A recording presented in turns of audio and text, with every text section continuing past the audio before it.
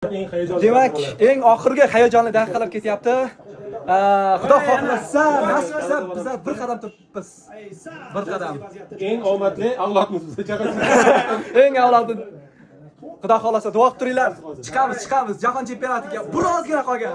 Hamma olyapti. Mana Parviz. Mana. Xudo xohlasa duo qilib turamiz. Tarix zarvaraqlari bo'lib turadi. Xudo xohlasa chiqamiz, nasib qilsa jahon chempionatiga. Yo! Vo, mujik. Vodot. Woo! Tepi var ona gibi. Tibo o'tki. To'xtat, bo'ldi vaqti keldi. Chal! Давай. Давай! Eng hayajonli daqiqalar. Ishla! Yaxshi. Kapatiyam yotsin. Yaxshi. Vaqtga qaranglar, vaqtga. 99-daqiqa chiqamiz. Xudo xolasa. Voy, katta. Tepish kerak. Va birodar qilaverganda.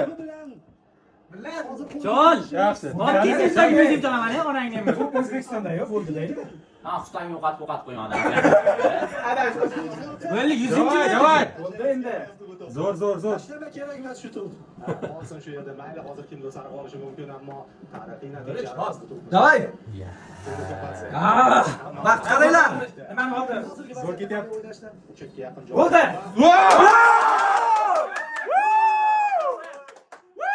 Jahon chempionatiga chiqdik bizlar. Gap yo'q. Shahlochilardi. Yes, jahon chempionatiga chiqdik. Har biringizning g'alabangiz.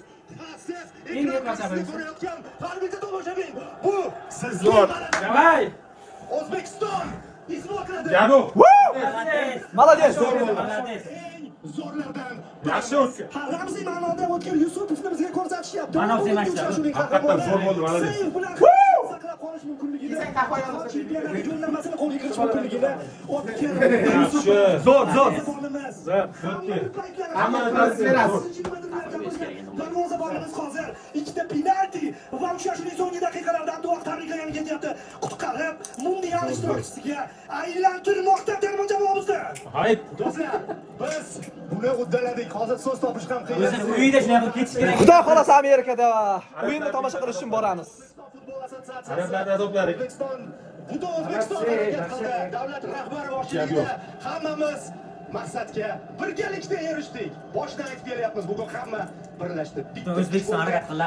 Men dunyodagi eng baxtli shaxmatchiman, chunki bu efirni ustozim, hamkasbim Xayrulla Hamidov bilan o'tkazdim. Chunki bu jamoaning Respekt, zo'r. odam yo'q. Do'stlar, men Hamma O'zbekiston ahlini tabriklaymiz. Futbolchilarimizga bundan buyog'iga omad tilaymiz.